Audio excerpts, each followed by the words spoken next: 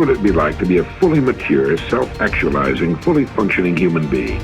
This is the ideal, busy, happy person with all his faculties smoothly functioning in perfect cooperation.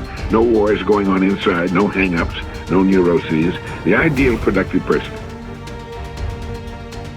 These self-actualized people are more accurate in their prediction of future events. They see more fully, and their judgment extends to an understanding of art, music, politics, and philosophy. Yet they have a kind of humility, the ability to listen carefully to others, to admit they don't know everything, and that others can teach them. It's so important for you and me to be stretched beyond where we are. It's too easy to just comfortably sit and stop growing. It often doesn't seem to be that necessary to make the push, to make the effort to learn and to grow and to challenge yourself. But let me give you something to think about. The last few years of the 20th century are going to demand a lot more mental vigor and mental activity. The competition and complications of life are going to truly challenge the full capacity of our mentality. So, stretch your mind. What we encounter in the physical world appears to be but a manifestation of invisible cause. The distinguished psychologist and incidentally the inventor of the famous lie detector, William Moulton Marston, wrote, "For years as a psychologist, I've sought in the careers of great and everyday people the inner springs that make for successful living. There are two which seem to me of prime importance.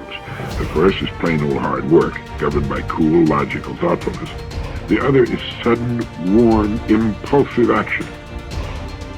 From birth up until the time we are about 18, our learning curve is dramatic, and our capacity to learn during this period is just staggering. We learn a tremendous amount, very fast, but guess when this learning curve starts to taper off? Here's where it usually levels off.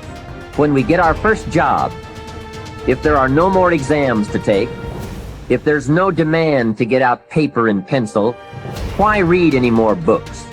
Now you will just learn by some experience. But can you imagine what would happen if you kept an accelerated learning curve all the rest of your life? Be that unusual person who keeps up his learning curve. Now, there's a big difference between what you believe and what you know. Everything that you know is something that you have made conscious contact with. So there's nobody out there watching, there's nobody in this world who knows how to swim, who learned it by somebody else telling them that you can swim, or by watching Mark Spitz go through the water, or by observing other people doing it. You may remove some of the doubt, but you will never know how to swim until you get in the water and blub around a few times and then do it. And then you'll have a knowing, and that knowing is something that you'll never lose. Succeeding in life is not usual. It's unusual. You need to develop some unusual habits to earn the outstanding rewards. The subconscious mind and wealth. The trouble with most people is that they have no invisible means of support when business falls away, or the stock market drops, or they lose their investments. They seem helpless. The reason for such insecurity is that they do not know how to tap the subconscious mind. They are unacquainted with the inexhaustible storehouse within. A man with a poverty-type mind finds himself in poverty-stricken conditions. Another man with a mind filled with ideas of wealth is surrounded with everything he needs. It was never intended that man should lead a life of indigence. You can be wealthy, have everything you need, and plenty to spare. Your words have power to cleanse your mind of wrong ideas and to instill right ideas in their place. I have talked to many people during the past 35 years.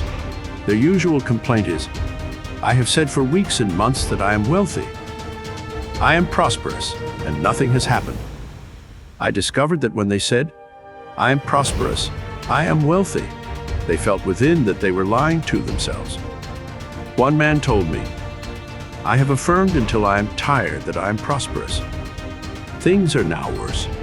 I knew when I made the statement that it was obviously not true." His statements and those of the others were rejected by the conscious mind, and the very opposite of what they affirmed and claimed was made manifest. Autosuggestion succeeds best when it is specific, and it does not produce a mental conflict or argument Hence, the statements made by this man made matters worse, because they suggested his lack. The subconscious accepts only your convictions and beliefs, not just words or statements. The dominant idea or belief is always accepted by the subconscious mind. The following is a way to overcome this conflict for those who have this difficulty. Make this practical statement frequently, particularly prior to sleep. By day and by night, I am being prospered in all of my interests. This will not arouse any argument, because it does not contradict the subconscious mind's impression of financial lack. I suggested to one businessman whose sales were very low, and he was greatly worried, that he sit down in his office, get quiet, and repeat this statement over and over again. My sales are improving every day. I am advancing, progressing, and getting wealthier every day. This statement engaged the cooperation of the conscious and subconscious mind. Results followed. The above is a very simple, unique way of impressing the subconscious mind with the idea of wealth. Perhaps you are saying as you read this chapter, I need wealth and success. This is what you do. Repeat for about 5 minutes to yourself 3 or 4 times a day. Wealth, success. These words have tremendous power. They represent the inner power of the subconscious mind.